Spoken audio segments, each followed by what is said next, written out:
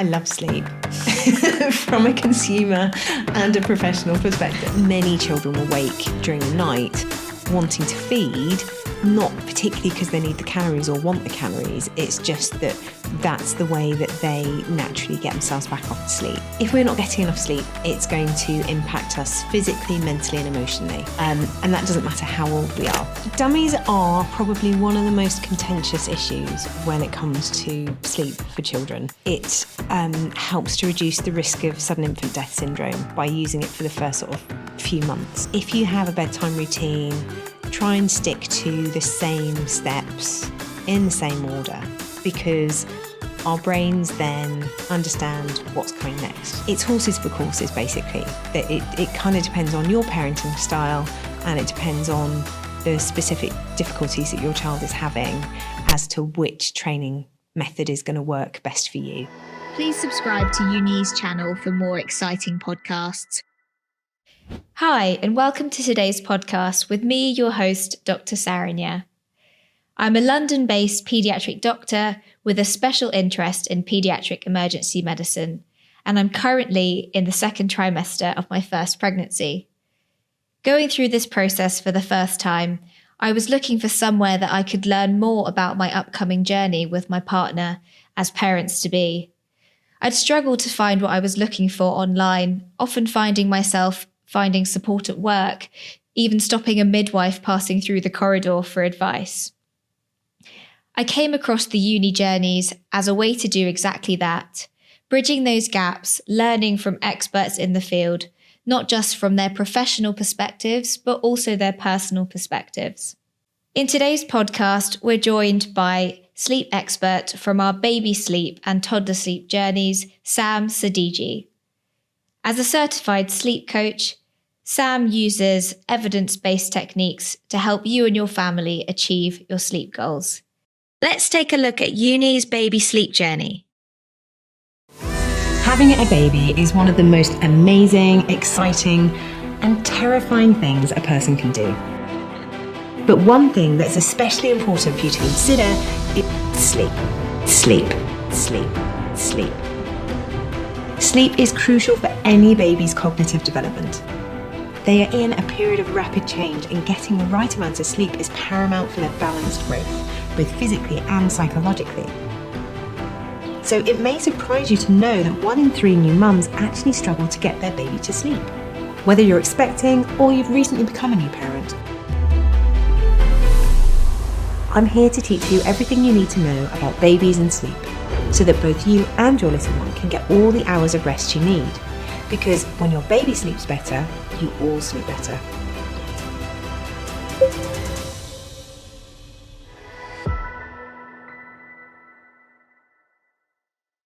So Sam, we're all here to learn a bit more about you and your experience with sleep. Sleep is a topic that we talk about so much, and I know it's definitely something that's incredibly important for several reasons, which hopefully you'll be telling us a bit more about.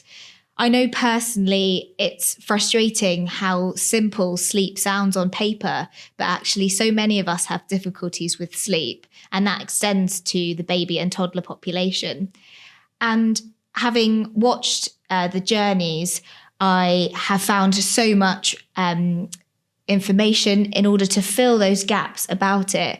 And you've provided us with so much personal and experience from your clients that has been invaluable.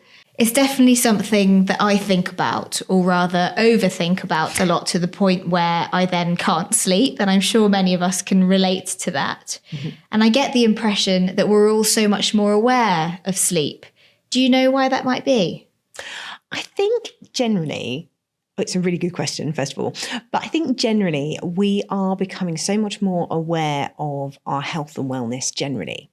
So, we now know that, alcohol and cigarettes and caffeine and things like that aren't too good for us. We know that we need to move our body.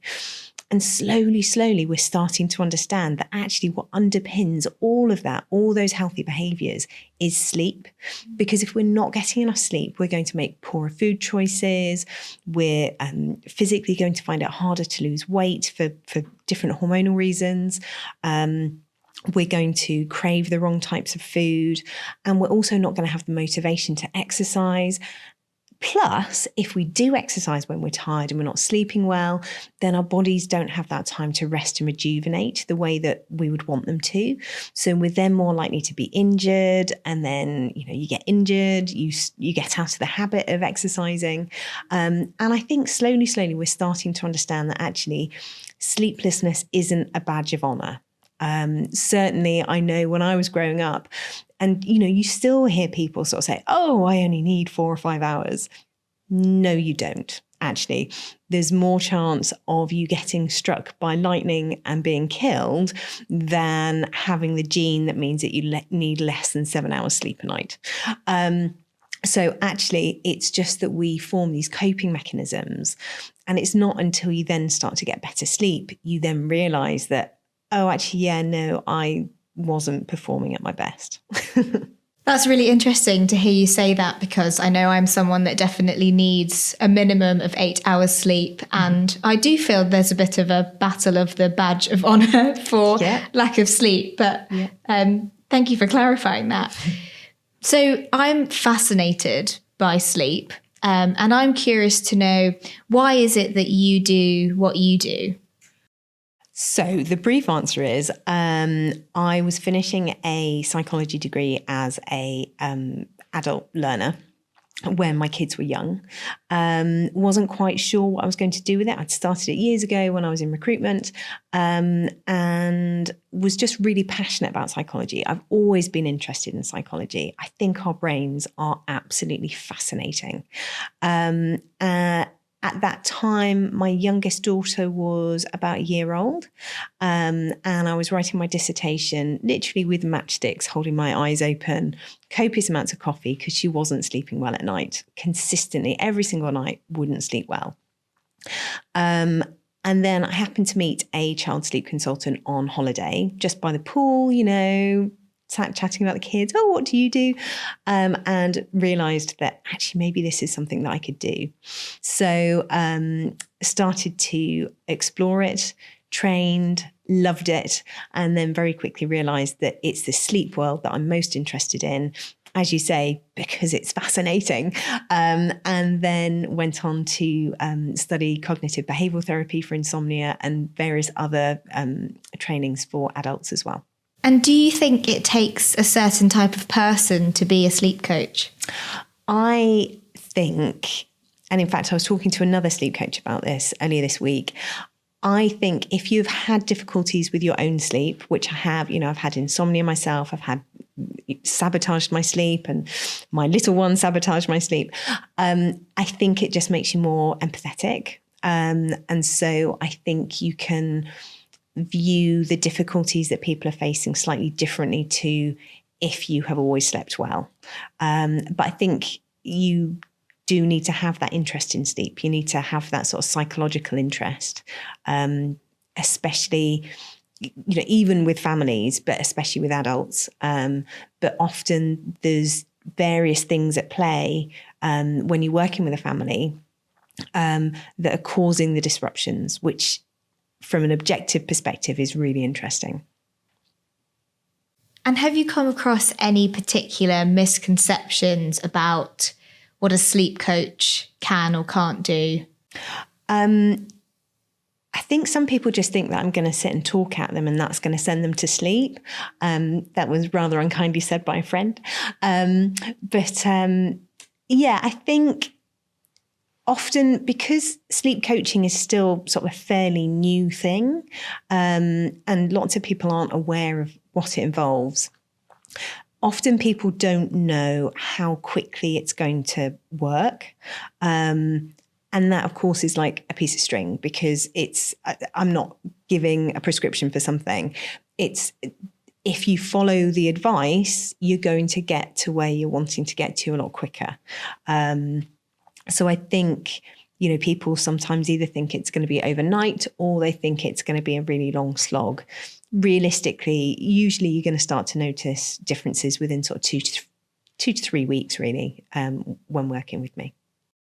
And before we talk a bit more about baby and toddler sleep, that was, of course, the topic of your journey that you did with us, I'm curious to know about your own relationship with sleep. Can you tell us a bit about that and your personal experience? I know you've hinted to having sleep difficulties in the past. I'd love to hear more about it.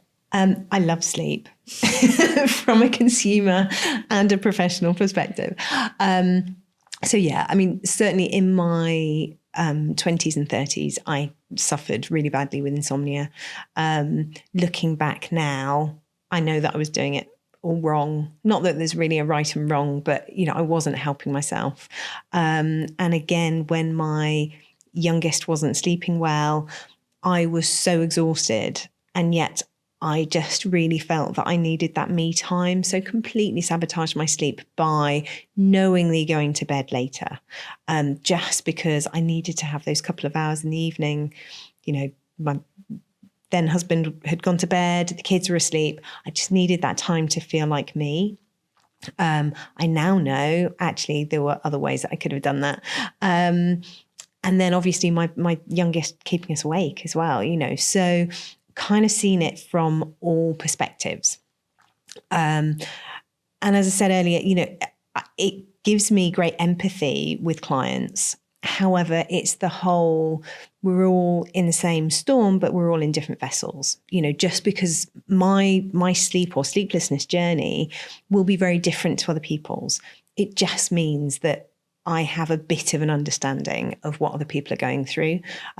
Just as if someone's suffering with postnatal depression, if you've also suffered with postnatal depression, you have an inkling of what they're going through, but you don't know exactly what they're going through.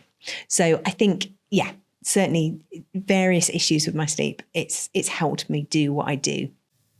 Yeah, and you've highlighted that it's not necessarily a one size fits all approach, and what you do is very personal. Yeah, precisely. So, as you know, as the expert for our baby and toddler sleep journey, I am currently expecting my first baby. And I've been thinking about the sleep of my little one quite a lot. Even as a paediatrician, with so much access, or so I thought, to information, whether it be from friends and family, colleagues who have gone through the paediatric training, I was under the impression that I would not struggle to find information, but I'm finding that there's almost too much out there, and it's very difficult to figure out what's useful and what's not.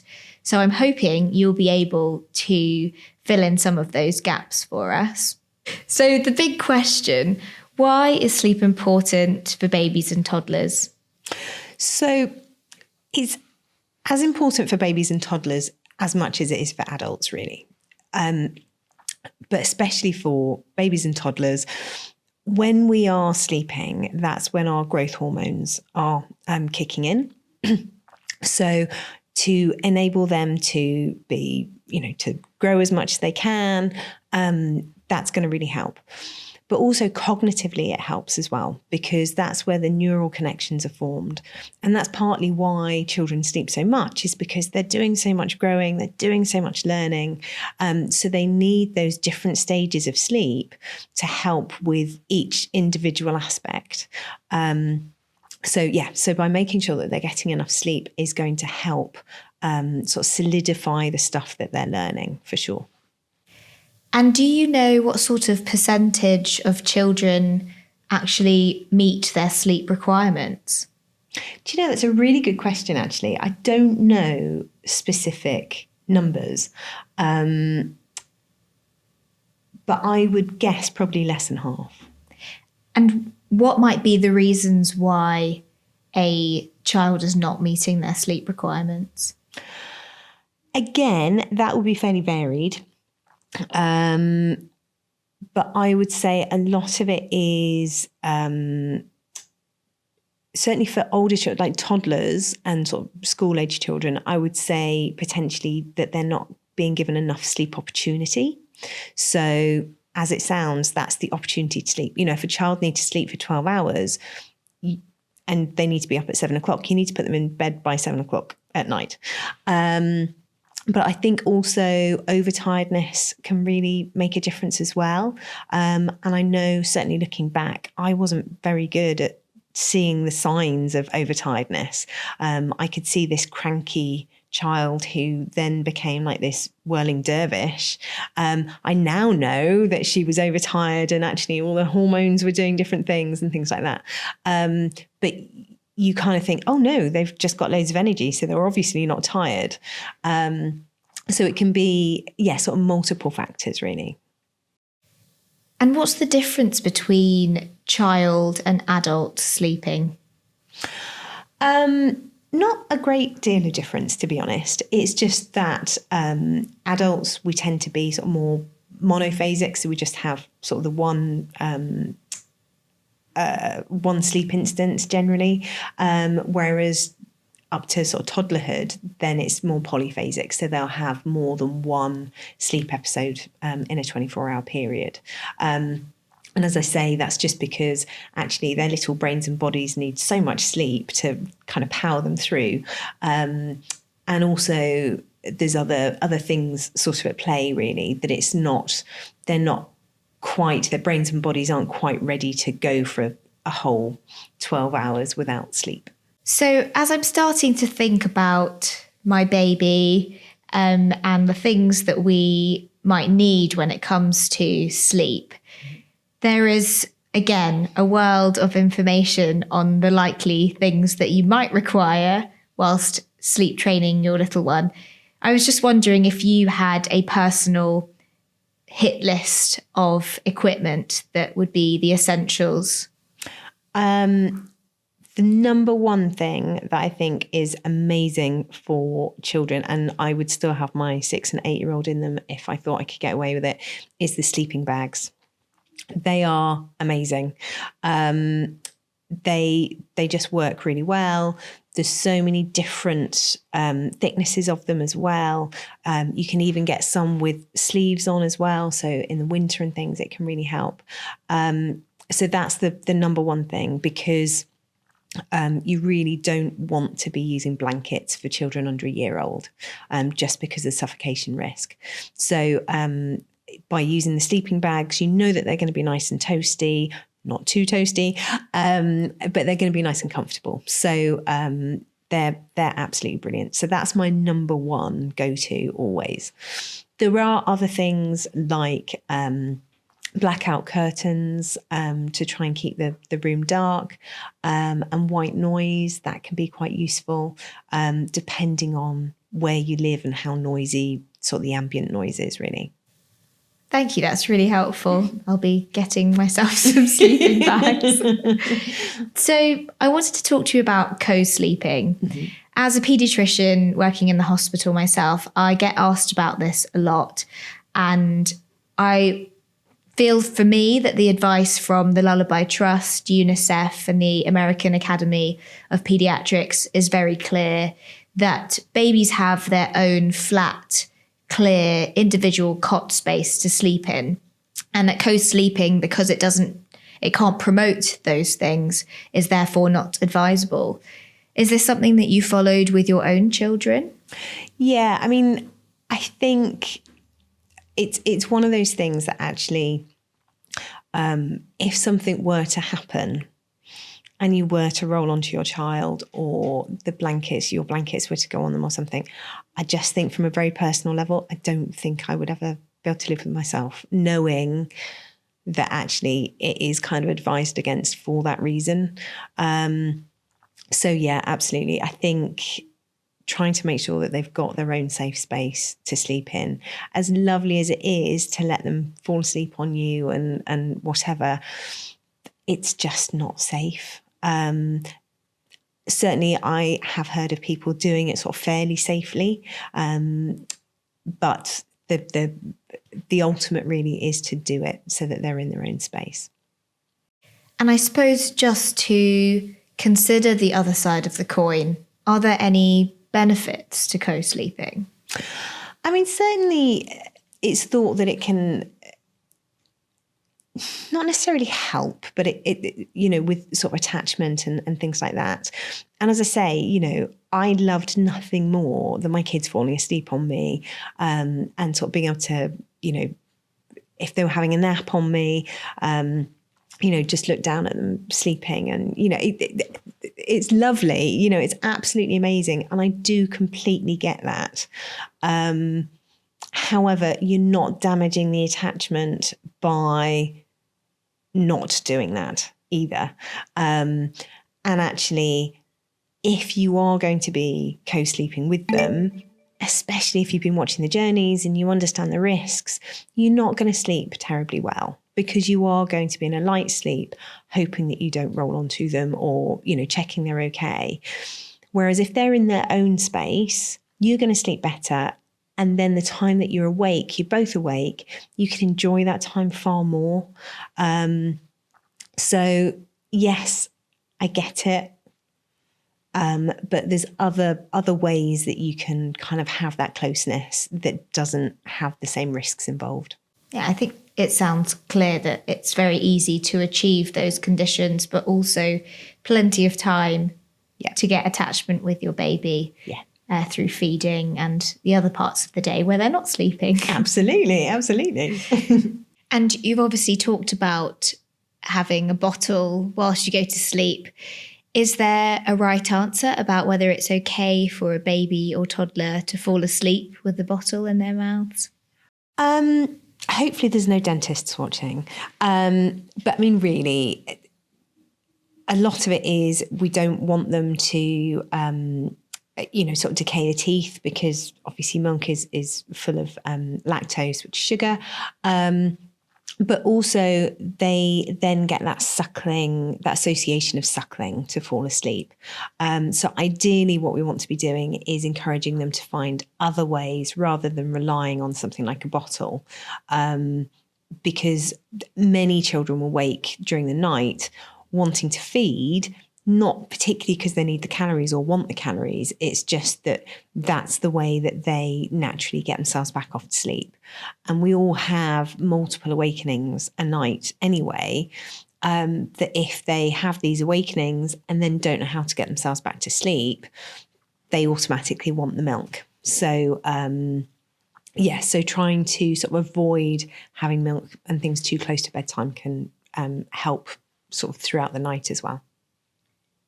I know what I'm like when I haven't had a decent night's sleep.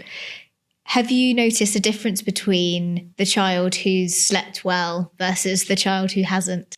Oh, yes.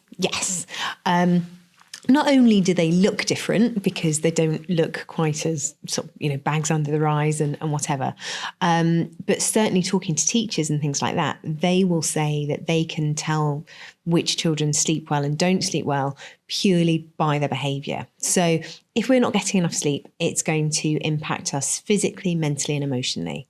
And that doesn't matter how old we are. So, if we're thinking about toddlers that aren't sleeping well, then emotionally they're more likely to be a bit more reactive. So, if you say, no, you can't have something, it's going to be the mother of all tantrums rather than just sort of a minuscule one.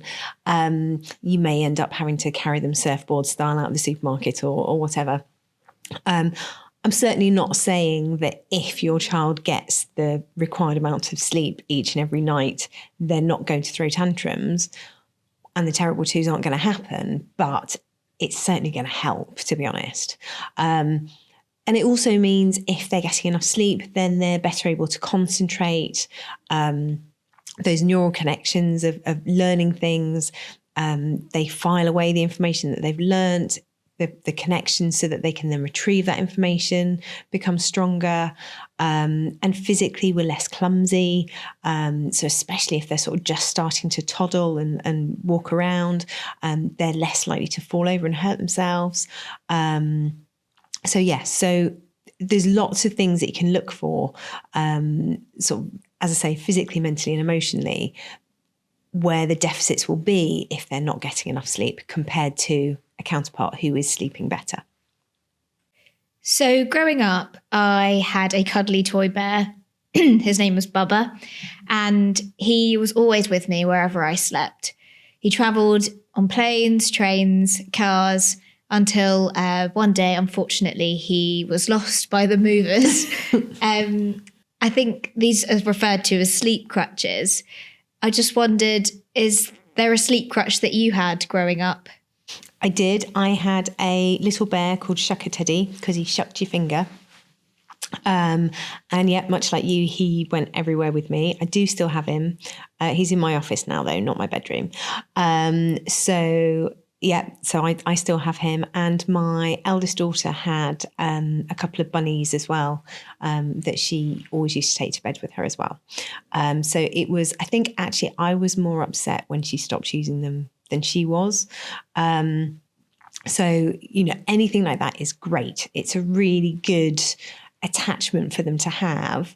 But the one thing that I would say to you as an expectant mum is if they are going to form an attachment to something, get a second one and rotate it so that they're equally as warm. Just because otherwise it's all very well having an extra one in the cupboard, but you lose Bubba and you bring out a new one, it's obviously an imposter. So by rotating it, they're sort of equally as warm, which is really good. But when it comes to things like, cloth toys or animals or, any type of teddy, wait until they're a year old before you start to introduce it. Just because, again, of the lullaby trust guidelines, really. And you mentioned about a timing to introduce those sleep crutches.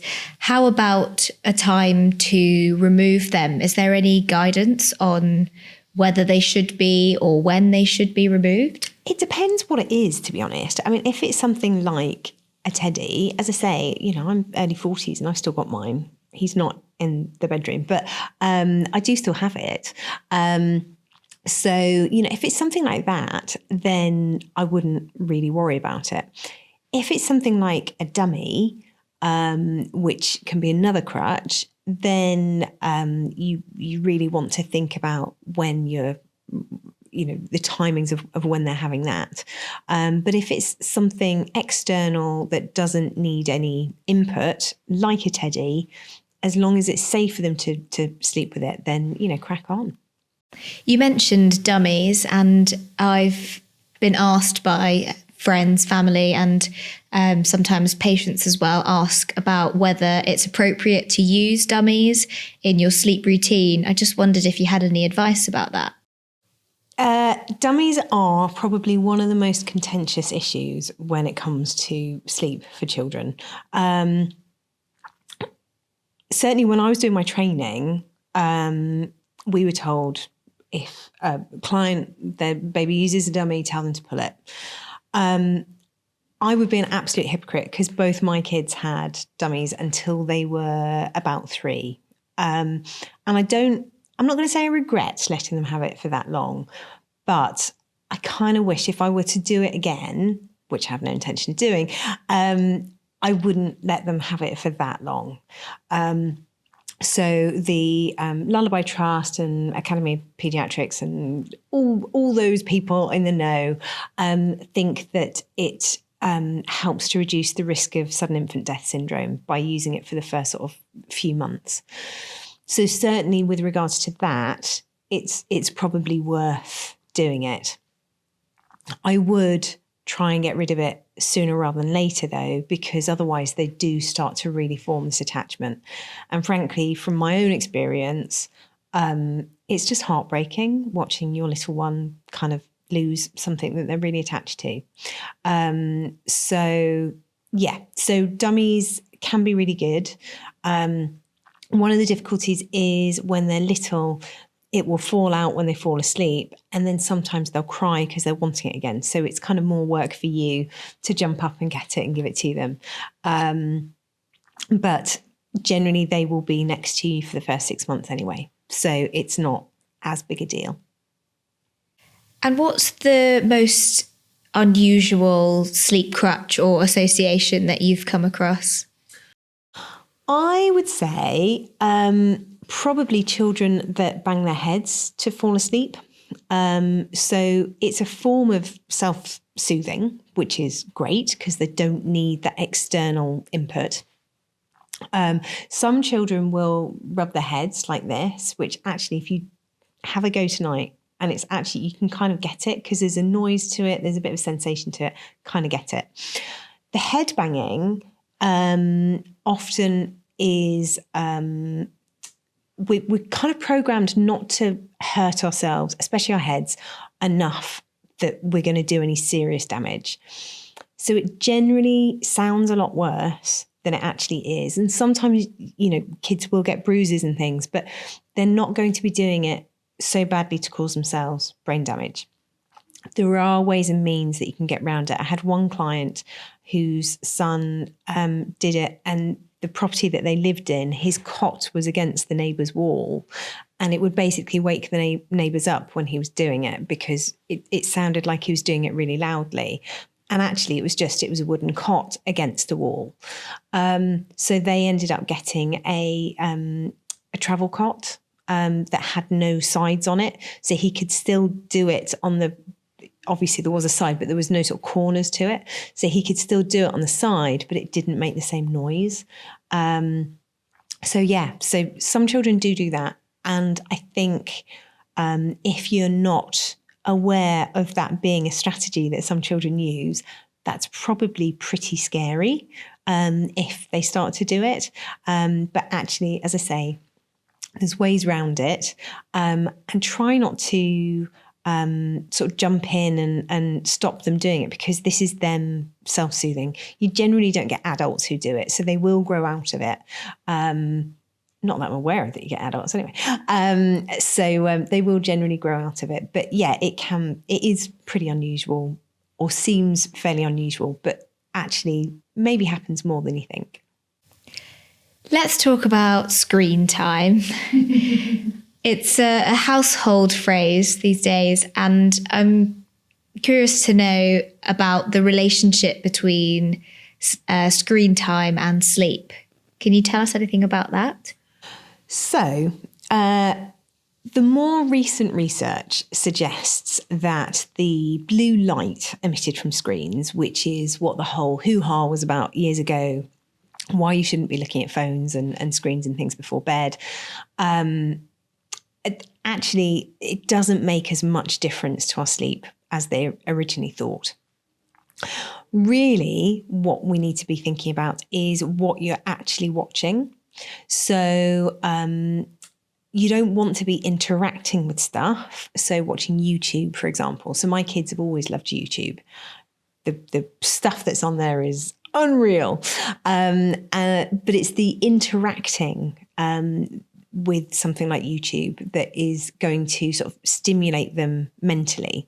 And that's then going to make it harder for them to fall asleep, as opposed to sitting snuggled up, watching TV, watching In the Night Garden, or, Book at Bedtime, or whatever, children's program they want to watch that's just nice and calm and relaxing. It's also worth remembering that, very young children can't differentiate between real life and make-believe. So even cartoons they think are genuine. So I remember, a few years ago, my youngest having nightmares about a Fireman Sam episode because a sheep got stuck on a hill or something. And this really sort of struck a chord with her. And she couldn't understand that it was a cartoon, that it wasn't real.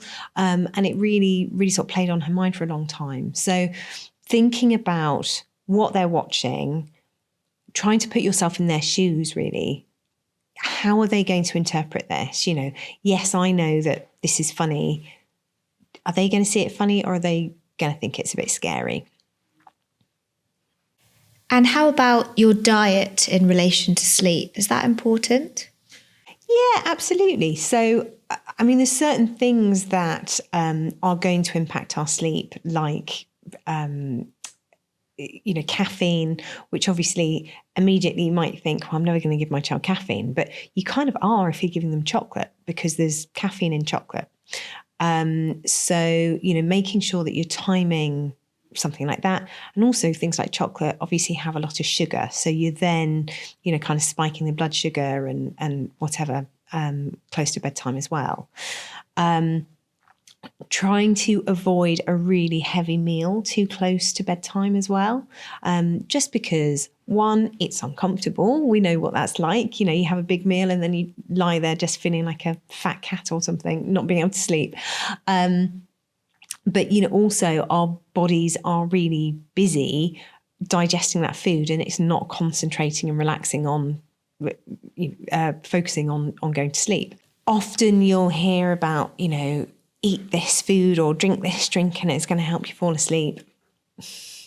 Honestly, there's certain things that may help, but there's nothing, looking at the research and the evidence, there's nothing that really jumps out.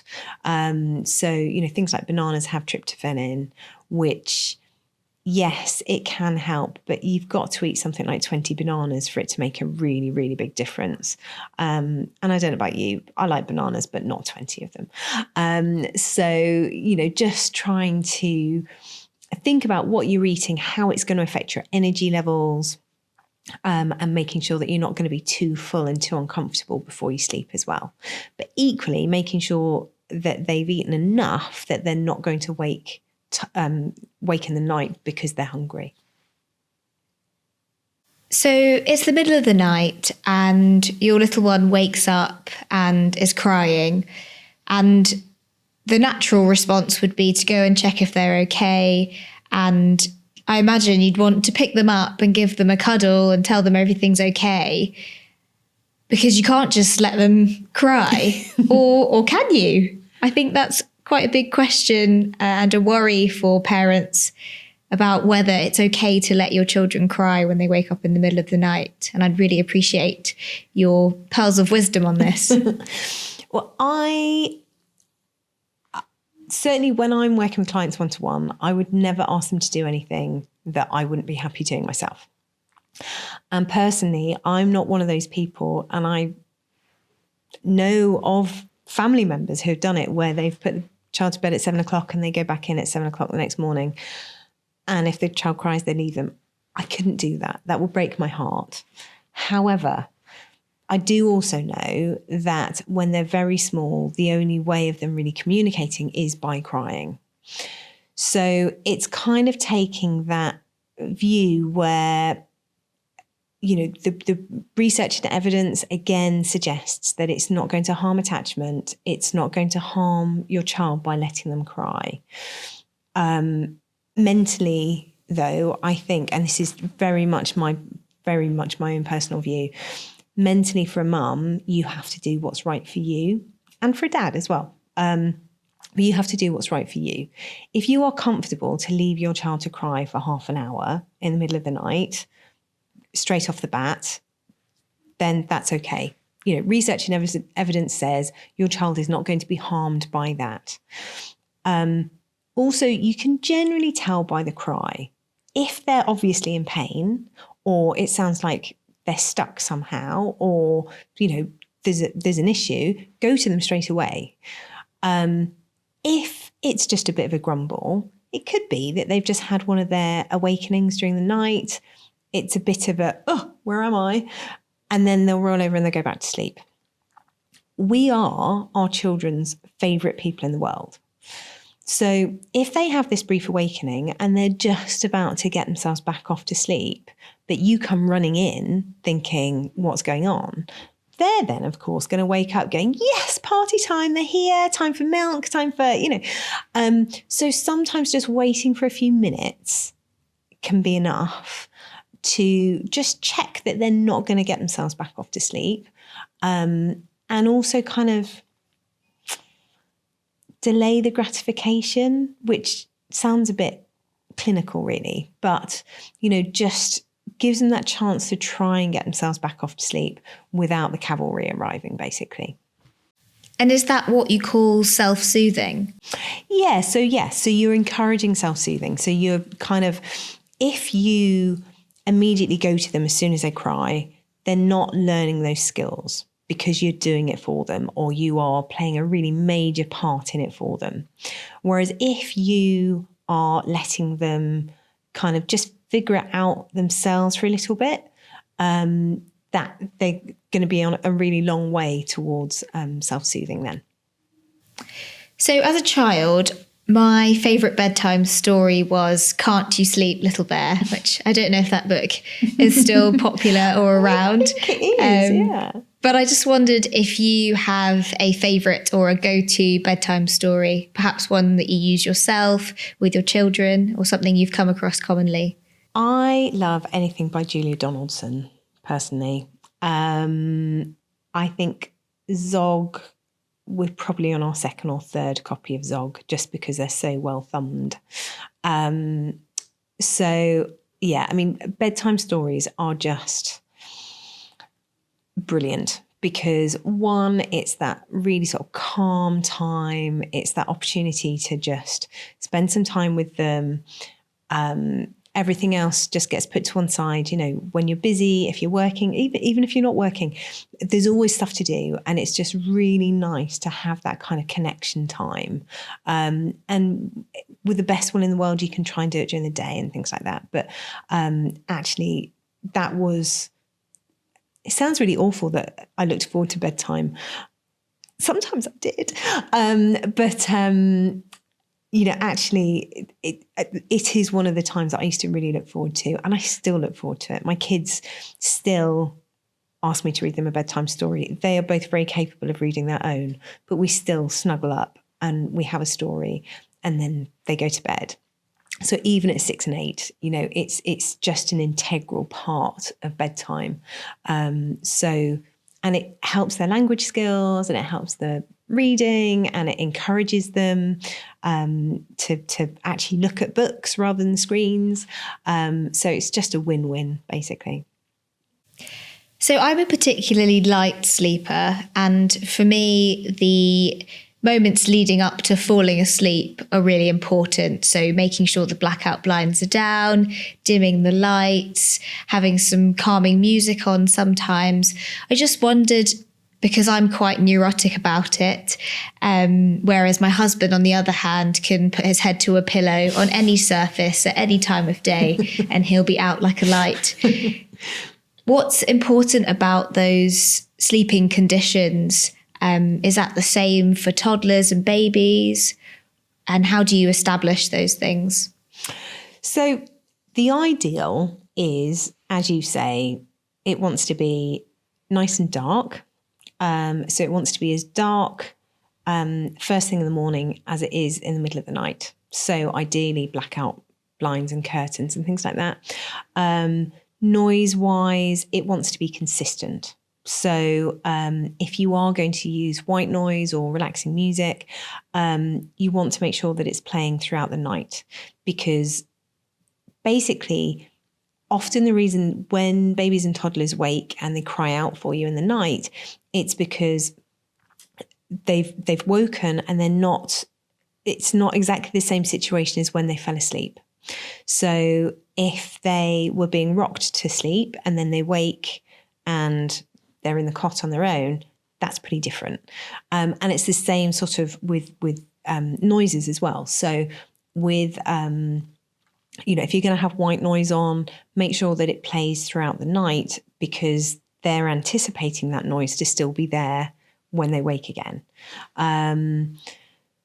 So making sure, and the sort of the temperature of the room as well, try to keep that fairly static, which I know is something. In fact, I still don't actually know that I get that right, to be fair, for my kids. It's just they're big enough now to jump up and get a different duvet. But yeah, so trying to kind of make sure that all of that is pretty good. The difficulty is if you're too strict about it, you then do become quite neurotic about it. And, they're less likely to fall asleep in the buggy on the way to a class, or, because they need those very much specific situation to be able to fall asleep. So I tend to sort of say, try to go for the 80-20 rule, really. Try and encourage them when they're younger to fall asleep in the buggy, if they will, as long as you've got the timings right, just so that they do occasionally get used to falling asleep with ambient noise. Maybe it's a bit lighter, just because sometimes you can just feel like you're a bit trapped at home if they will only sleep in the cot. Obviously, the ideal is that they do sleep in the cot. So with my sleep consultant head on, I would say yes, dark, quiet, good temperature, naps always in the cot. My mum head says, yeah, there needs to be a bit of flex, because otherwise you're gonna really feel it, especially when they're having multiple naps every day. If you've got a 2-hour window where you need to get out and go and do, run all your errands, that's going to be really tough. So try to sort of keep it fairly consistent, but also just every so often just throw a little curveball in there just to keep them on the toes, really. Now, there are lots of myths about sleep training. Can you tell me about any of the common myths? I think when you say sleep training, people automatically presume that you mean controlled crying, or cry it out rather. And that's not the case. As I say, I couldn't do it. There's no way that I could leave my child or anyone else's child to cry for an undetermined amount of time. Research and evidence suggests that it's not doing them any harm, blah, blah, blah. However, I don't really want to be tarred with that brush, really. There are other ways that you can do it. Equally, there will be people who say, I can help you with no crying whatsoever. And you basically have a spectrum. So if you're going to let your kid cry it out, it's going to happen pretty quick, because kids pick stuff up pretty quickly and, within a few days. Then you've got the people who are like, no, there's going to be no crying whatsoever. That's going to take weeks, if not months. I'm kind of somewhere in between, really. So I think, there's a really broad spectrum of what you can expect with sleep training, depending on how you're doing it. But if you go to the library, as I did, to get every single book on infant sleep when my little one didn't sleep, they all contradict, or pretty much all contradict each other. And so that can be really tricky as well. You can spend a really long time trying to research it yourself, and then just thinking, is it because I'm so tired that this doesn't make sense, or does it just not make sense? So I think it's horses for courses, basically. That it kind of depends on your parenting style, and it depends on the specific difficulties that your child is having as to which training method is going to work best for you.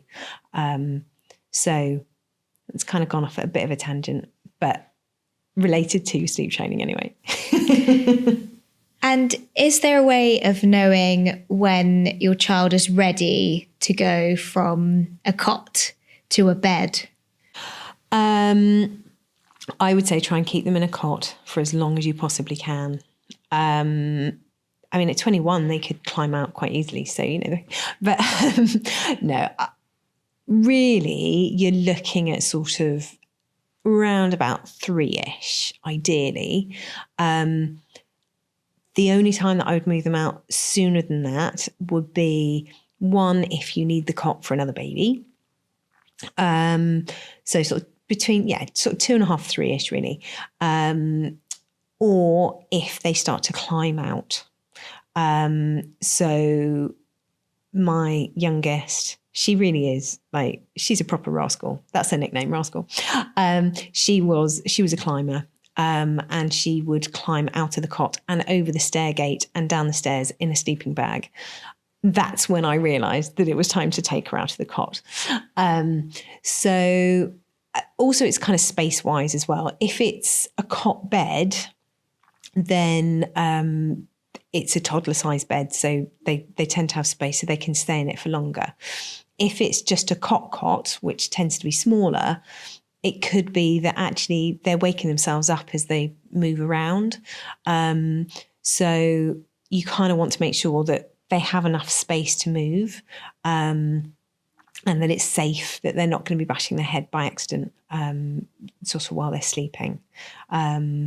Or, as I say, I wouldn't really do it under sort of 2.5, just because they don't get that they need to stay in bed.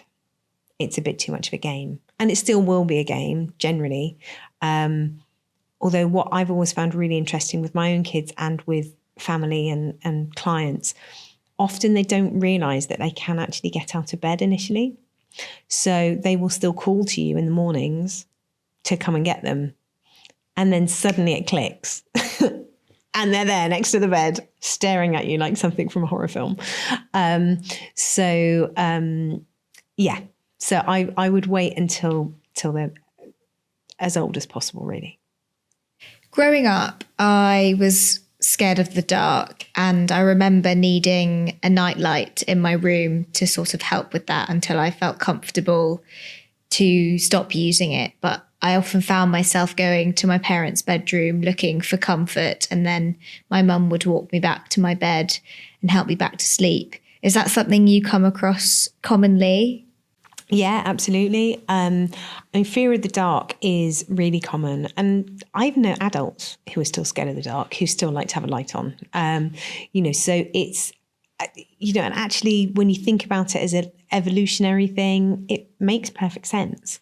But yes, that kind of needing reassurance, if it's occasionally, it's absolutely fine. If it becomes more frequent, then that's when it can become an issue. And certainly I've had lots and lots of clients in that sort of situation where, the child is school age and still coming into mum and dad because they're scared. Sometimes it can be an excuse where genuinely a couple of times they've had nightmare or they've been scared of the dark and they just needed that comfort. But they realise that actually I'm getting the attention now. This is great. I'm going to keep doing it. So sometimes you just need to work out, are they genuinely still scared? Or, is there something we can do? Can we put a nightlight in there? Can we, rearrange stuff slightly so the shadows aren't on the wall or whatever? Rather than your kid thinking that this is great, this is extra mum time in the middle of the night. And what are the other things that might stop toddlers from sleeping? Things like nightmares, being afraid of the dark. Their imaginations are really starting to fire up as toddlers. So they will really start to think of lots and lots of different excuses. And there's no one more talkative than a toddler at bedtime, because suddenly you could have been with them all day, but suddenly they've got all this stuff that they need to tell you. So trying to make sure that you've carved out enough time earlier in the day for them to tell you all this really important stuff is going to help. And then you can politely say to them at bedtime, actually, no, you had a chance to talk about this earlier, or Mummy, write it down and we'll talk about it in the morning, or, however you want to play it. But yeah, there's so many different excuses that toddlers will try to use to not go to sleep, because they are kind of pushing boundaries, really. And the most important thing with boundaries is to make sure that that boundary doesn't move, because that's one of the reasons why they will continue to push a boundary, is they want to know how far it's going to move. If it moves each time, that's going to be really confusing for them. So, if they say to you, I want chocolate cake for breakfast, one day you say no, the next day you say yes. Well, what's changed? One day's Monday, one day's Tuesday. I can have chocolate cake on a Tuesday, but not on a Monday. They don't get it. Whereas if you say no, absolutely not, you might say yes. I don't know. But as long as you're consistent and those boundaries stay the same, that's going to help. Because that's what they need. They just need that consistency, and they need to know where the boundaries are. Now, something I come across quite a lot in the paediatric emergency department is parents asking me about their children snoring at night. Now, seeing children who have coughs and colds, or they're having an episode of asthma, or lots of children, especially little ones who have big tonsils and adenoids, for me, it's quite common that children do snore when they sleep, and I'm able to reassure them most of the time that it's because of their current illness or something that they were born with in terms of anatomy that possibly needs fixing later on. I just wondered, is that something you're asked about a lot? And is there anything in particular that parents should be looking out for if their child is someone that snores at night? Yeah, absolutely. I mean, you've covered it perfectly there.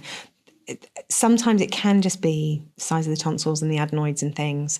So the things to look out for would be, are they waking with a dry mouth? If they are, or if they're feeling particularly thirsty, then that could be a sign of apnea. Or it's sort of just positioning, depending on if they don't have any pillows and things like that. So the positioning of how they're sleeping, that can make a really big difference as well.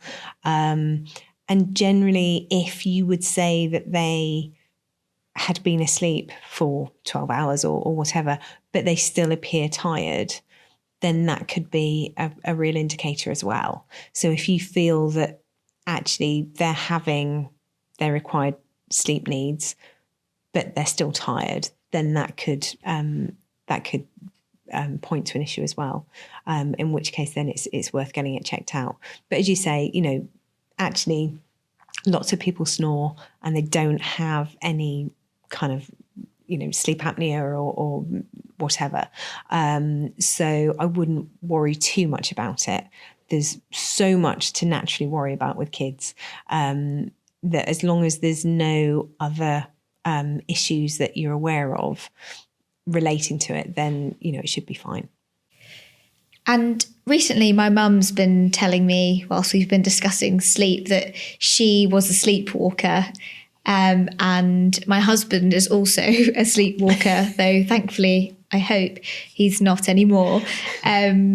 And my mum used to tell me that she would wake up in the morning and find objects from the neighbour's house when she grew up in Sri Lanka, and everybody kept their doors open and wonder where they'd come from. And it turned out that she would go into their house and take some objects from the living room. Just wondered, have you got any advice for parents whose children sleepwalk, and is it something that you grow out of? So I'm a sleepwalker too. So completely get where your mum's coming from. And my eldest daughter definitely is a sleepwalker. We think my youngest probably is as well. So just from a practical point of view, make sure that windows and doors are locked and that they can't hurt themselves. Make sure anything that they could hurt themselves on is not there. From a sleep perspective, sleepwalking comes under the umbrella of a parasomnia. So that's the same as sleep talking as well, which me and both my kids do as well. Sleepwalking generally, yes, you do grow out of. Sleep talking, people do that throughout lifetime. Generally, with sleepwalking, well, with all parasomnias really, one of the ways to try and sort of nip them in the bud is making sure that you're getting enough sleep. So if you're overtired, if you're sleep deprived, you are more likely to have a parasomnia episode. So making sure that they're getting enough sleep is good. Often when we're stressed as well, that's when we start to react by having episodes as well. So we can't alleviate stress for our kids, but, try to minimize the stress that they're under or help them manage it in a way that they're then not sort of stressed overnight as well. So those are the sort of the main things. Obviously, if it does start to become a real issue, then it's worth talking to someone about, the frequency. But if it's only occasionally, then just make sure that the physical location is safe, and they're getting as much sleep as they can. Have you had any personal experience with children who suffer from nightmares? And what sort of advice do you have for parents when a child wakes up having had a nightmare? Nightmares are horrible because it can feel really vivid for them. Both my girls have had nightmares. Again, often it can be if they're not getting enough sleep, everything becomes a bit more emotionally charged. So nightmares can become worse. There's also a difference between nightmares and night terrors as well. And it depends on the time of the night when they have them, which it's likely to be. So a nightmare is a bad dream. And generally when they wake up, they'll be able to tell you, if they're verbal, they'll be able to tell you what's happened. And because it happens during dream sleep, we tend to have more of that closer to the morning. So if it's the second half of the night and they wake up screaming, then chances are it's because it's been a nightmare. If it was the first half of the night and they're kind of screaming out and they don't quite seem with it, it's probably a night terror, which again is a parasomnia. So again, same things apply, more likely to happen if they're stressed, more likely to happen if they're really tired as well. So by making sure that they're getting enough sleep for both is going to help. But with regards to nightmares, it could be to do with something that they've been watching on TV. It could be them emotionally processing things that are going on in their life. If they've recently lost a grandparent or a pet or something like that.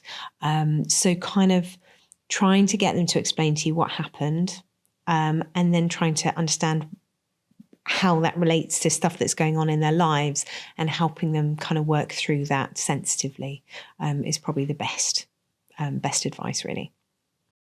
One thing I'm particularly interested in is how your sleep routine will vary from weekday to weekend. I know personally when I'm not working on a weekend, I will try as best as possible to have a lie-in. And I just wondered what advice you have for parents or how you guide them through that shift in a pattern when we go from weekday to weekend. You're not going to like me when I say this, but actually, lie-ins aren't great for us, unfortunately. Basically, our circadian rhythm, so our natural body clock, expects us to wake up at the same time every day and go to bed at the same time every day. If we are, our circadian rhythm doesn't appreciate that it's Saturday or Sunday and that you stayed up late watching TV the night before or whatever. It wants to know that you're waking up at the same time. And it's exactly the same for children as well. So by waking up at the same time, you're then going to have enough sleep drive or sleep pressure, which, as it sounds, is that drive to sleep, that when it comes to either nap time for children or bedtime for us, you've got enough pressure built up that you're then going to fall asleep a lot easier. So you are naturally going to want to fall asleep around about the same time. So by waking up at pretty much the same time, personally, I love, even I'm divorced, my girls live with their dad 50% of the time. So 50% of weekends I'm on my own. I still get up at 6:30 and I will go for a walk in the woods near me because I actually quite like feeling quite smug and knowing that everyone else is still asleep. So all my jobs, all my housework, apart from the vacuum, because my neighbours would hate me, is usually done by 9:00 on a Saturday morning because it kind of feels like bonus time.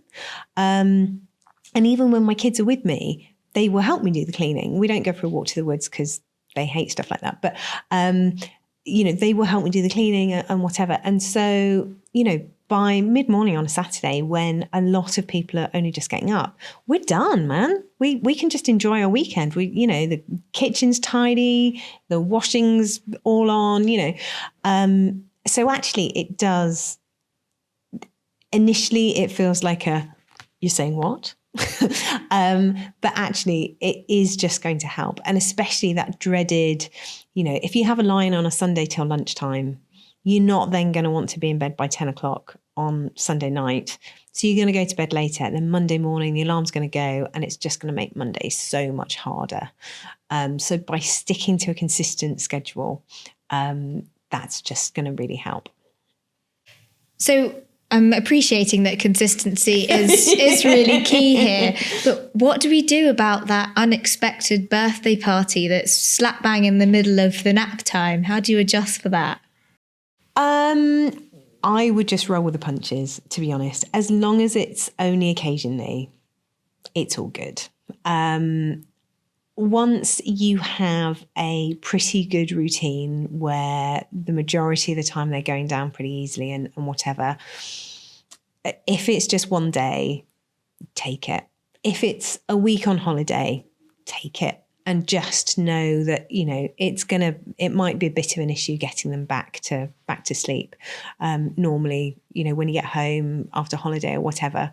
But it's that 80-20 rule. As long as the majority of the time you're being really consistent and you're sticking to what works for them and what works for you, then I wouldn't, don't beat yourself up too much about the occasional, missed nap or brief nap or late bedtime. There's other far more pressing things to worry about. Now, I don't really remember having a set bedtime. And I think I noticed that I probably went to sleep a lot later than some of my friends when I got invited to sleepovers. And noticing then when I stayed with family, actually, we all had quite similar bedtimes. And I think compared to my friends, we did actually sleep a lot later as a family. And I think that was largely due to the way we were all brought up. I just wondered, have you come across any differences in specific communities or culturally in terms of how sleep is embedded into a routine? And how do you use that information to adapt your training? Yeah, I mean, definitely. There's really big differences in cultural differences in sleep and the way that sleep is viewed. And even, I mean, I've had clients, Asian clients who have kind of said to me, please don't ever tag me in anything on social media. Not that I would anyway, but don't tag me in anything on social media because my family would be devastated if they knew that I was doing this. Because it's just like, no, you just, you have your child in your bed until they're, however old, until they no longer want to sleep with you. And, so culturally, I think it's very easy for us to look at things from the Western perspective because this is the culture that we're living in. My ex-husband, my kid's dad is Iranian. So we had a lot of input from the sort of Iranian community when the girls were little about the ways that we should parent them in general, but, also with regards to sleep, which, sometimes it's difficult to know how much is cultural and how much is generational. Because actually, if I look at the advice that my mum gave me regarding my kids' sleep, it was very different because that was 40 years ago.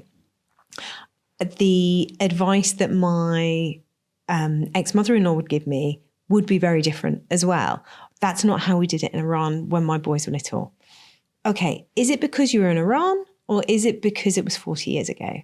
Which is it? What are they doing now? Because actually, a lot of cultures are trying to get more similar to the Western culture for whatever reason.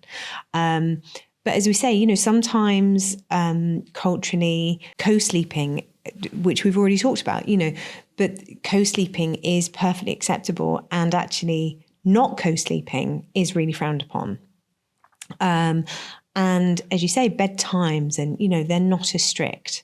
You let your kid fall asleep wherever they fall asleep, and that's fine. And, that works for people because that's kind of the way it is. And so if I'm working with clients and there is obviously going to be some sort of cultural difference, I will look into it. I will try to find out as much as I can about it and ask them, what is the expectation? Are you wanting to follow this route, or do we just kind of forge our own path, really? I mean, we're really lucky. The school that my kids go to is very culturally diverse. And so again, there's kids from all over, and, some kids are still up at midnight. Other kids aren't, they're going to bed at 6 o'clock, and, like this really broad spectrum. So there's no right or wrong. And I think certainly people like myself, we have to be very sensitive to those different expectations, because if it's working on a large scale, then it's obviously not broken. It obviously works. It's just that our expectations are slightly different based on our own upbringing, I guess. So I know the focus of this discussion is sleep and putting your child to sleep, but there are some cases where, in terms of the routine, your child wants to fall asleep earlier than the routine, and you desperately want to keep them awake. How do you suggest you go about that? Genuinely, sometimes it is just a case of keeping their attention, basically, depending on where you are, how old they are, that type of thing. Playing with water. Kids love to play with water, which is why sometimes having the bath just before bed can really stimulate them, because very few kids dislike water. So just a washing up bowl with some cups, if they're a toddler. If you're at home, they can pretend to do some washing up while you're doing the washing up or whatever. Sometimes just distracting them enough by things like that can really help. If you're in the car, maybe open the windows. If there's a sibling or someone else that can sit next to them and just kind of, I hate to say prod them to keep them awake, or keep talking to them. Sometimes a disaster nap is going to happen because they're just so tired. Damage limitation, just don't let it happen for too long, basically. Sometimes even a 10-minute nap is all it takes, and then bedtime's going to be a nightmare. But equally, sometimes they do just need to kind of alleviate that little bit of sleep pressure just to get them through. Otherwise, they're just going to be overtired. They're not going to want to eat. By the time bedtime comes, they're so overtired, they don't know what to do with themselves, and it's just heartbreaking.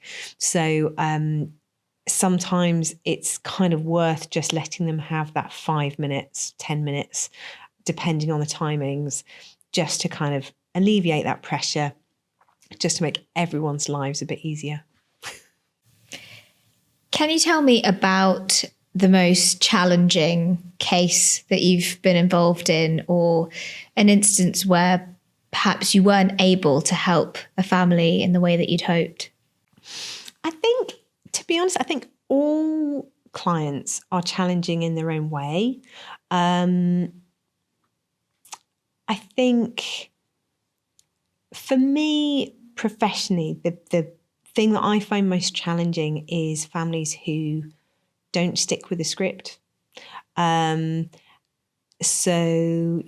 I spend time working out, listening to what's going on, working out a plan that we're going to work towards, explaining what that plan is, and then kind of being in daily contact to see how they're getting on. If they're then not sticking to that plan, that's really tricky. If they tell me we're not happy with it or whatever, then that's fine. We make changes. There's always other things that we can try. Sometimes they will kind of make out like they are doing what I'm asking them to do, but I know that they're not. And that's really hard, because I don't want to turn around to someone and go, I think you're lying, even though that's what I want to say. So often sort of the most complex cases are not complex in the needs of the child, it's in the managing of the parents, really. Certainly, there's some children who have, they've had trauma because of hospital stays, or, bereavements and things like that, which have all made, really impacted their sleep. So they've always been quite complex because, especially in the case of bereavements, often the parents are trying to deal with their grief as well as dealing with a child that isn't sleeping. And because no one's sleeping, everyone's a bit more emotionally volatile and things like that. So there's not, I wouldn't say there's one particular case that is overly complex. They're all complex in their own way, really. Have you noticed a change in the demand for sleep coaches or sleep experts? I think it's becoming a bit more mainstream now, which is pretty good. Certainly when when my youngest wasn't sleeping, I did know about sleep consultants. And I had a antenatal friend who had used one, but I mean, her kid was waking every 20 minutes. Mine wasn't. Mine was waking like once or twice, albeit for hours on end each night. And so I kind of thought, oh, well, I don't need that level of help. Whereas I think now people are starting to understand that actually, if your kid isn't sleeping enough, regardless of what the issue is, there is help out there for you. That's really reassuring and great to hear. What are some of the common mistakes that parents make when establishing sleep routines in their children? It's probably not going to surprise you when I say lacking consistency. It is becoming a bit of a drinking game. Each time I say the word consistency, take a drink. I'm joking, you'll die. So consistency is really important. Just making sure that you're doing the same things, because we're creatures of habit, basically. So, if you have a bedtime routine, try and stick to the same steps in the same order, because our brains then understand what's coming next. And so they feel nice and safe and secure, and they're going to drift off to sleep far easier because they feel safe and secure. If one day you brush teeth before you read the book or vice versa, it's not the end of the world. It's not that they're then going to ruin their sleep for the rest of their lives. The idea is, again, the 80-20 thing. If we can try to stick to that consistency the majority of the time, that's great. And, often it can be that making a rod for our own back. You think that you're doing the right thing because they're not very well by letting them come into bed with you. And then suddenly it just becomes this habit. And then it gets to the point where, oh, I just, I'm so tired, and at least I get sleep when they're actually in bed with us. And, it's kind of knowing that to make the changes, it isn't necessarily going to take ages and ages and ages. That actually you are going to have to pull the Band-Aid off at some point. Then, let's do it now. Let's do it together. And everyone's going to sleep better. So it's better for everyone, really. I know there's a lot of kind of devices and things out there that you can use to measure how much you're sleeping. Are there any particular tracking tools or apps that you recommend to your clients? When it comes to actually tracking baby sleep, in fact, when you're tracking anyone's sleep, it wants to be subjective, basically. The only way, and I guess this is more sort of for adults, the only way to track sleep categorically is to use polysomnography, which is where you have the electrodes on your head. You can't buy those on Amazon. So that's the gold standard. Lots of devices, watches and rings and things like that for adults claim that they can tell you the different stages that you're in and whatever. And they can make a fairly educated guess, but they're not absolutely guaranteed. So certainly when it comes to adult sleep, if you are judging the effectiveness of your sleep based on wearable tech, stop.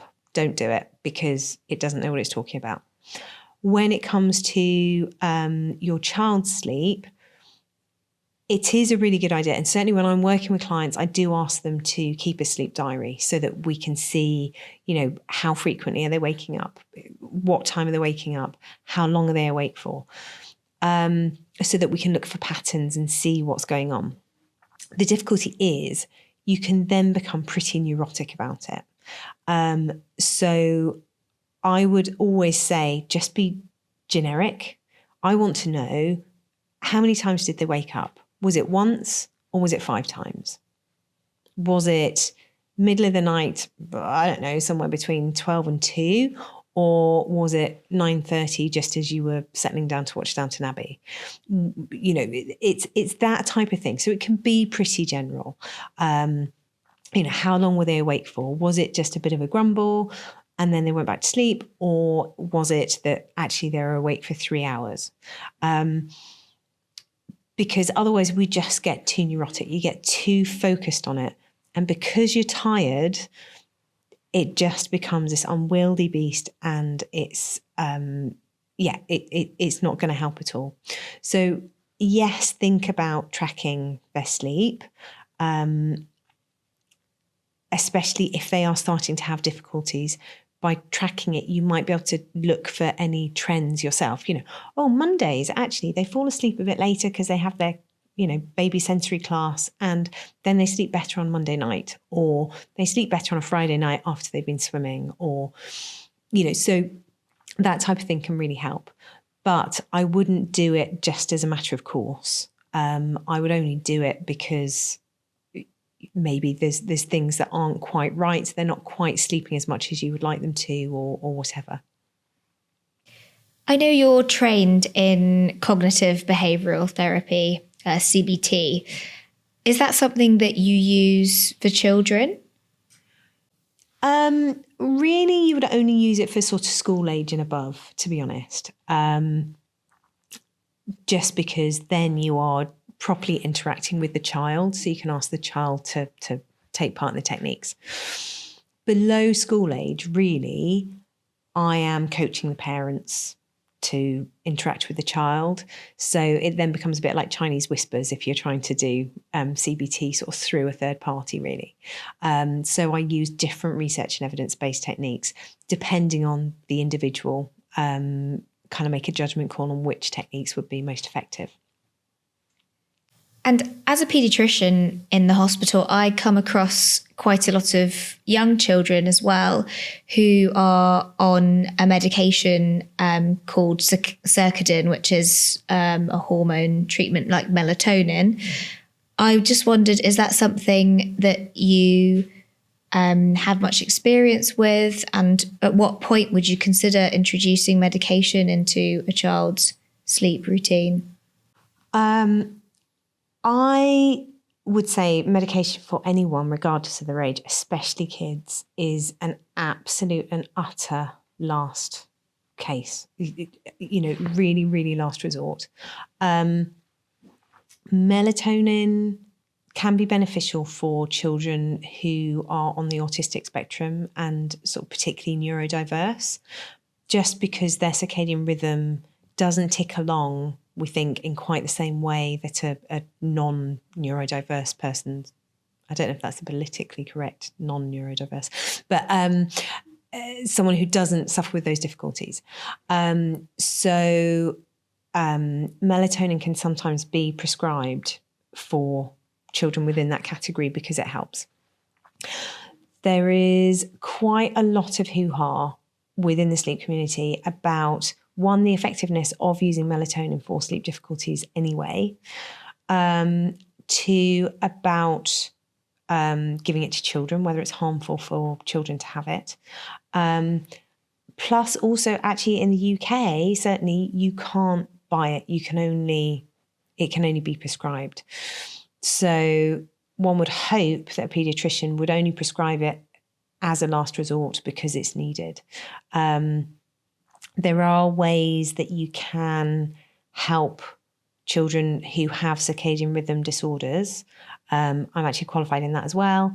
So there are ways that you can do it. But as far as a paediatrician is concerned, then something like Circadin could be, you know, a really good option because it's something that they can clinically help with and help the parents that are, you know, in front of them, really. So I think I know what you're going to say to this question. But if there was just one piece of advice that you could give a family, parents, children, to improve their sleep, what would that be? I need a drink, won't I? You do need a drink. I was going to say don't have kids, but I thought that's a bit unfair. But yeah, consistency, basically. Without being too neurotic about it. But yeah, just being mindful of what you're doing, really. And in fact, even more than consistency, prioritizing sleep, really, and giving them the opportunity to sleep when they need to sleep, while also being mindful of making sure that they are able to experience the stuff that they need to experience. In your experience, Sam, how much sleep should babies and toddlers be getting? So our sleep needs are as individual as we are. So the actual amount is going to vary slightly. But as a rough guide, really, under a year old, you're looking at about 14 to 16 hours. And then sort of under 2, between 1 and 2, it doesn't actually get that much smaller, to be honest. It's more like sort of 14 to 15 hours. And then when they're closer to 3, it's closer to sort of 12 hours. And that's primarily because ideally we'd like them to be having 12 hours sleep at night and then naps during the day. So generally they will drop a nap around about 3. So hence it then drops down quite significantly to about 12 hours. So these are very much ballpark figures, and certainly for newborns, they're going to want more than sort of the 16 hours. But yeah, from sort of a few months until a year, you're looking at sort of 14 to 16 hours. So Sam, we've been fortunate enough to have you as our sleep expert in our 2 journeys, baby sleep and toddler sleep. For our listeners who haven't yet had a chance to tune into those, could you tell us a bit more about what kind of topics are covered and the kind of audience that they're tailored to? So they are basically for everyone, really. So there's bits as sort of preventative measure, really. So advice so that you don't fall into sleep traps, as it were. But also there is information on if you are struggling with specific issues to help you kind of get out of those issues without necessarily having to come to someone like myself and working one-to-one.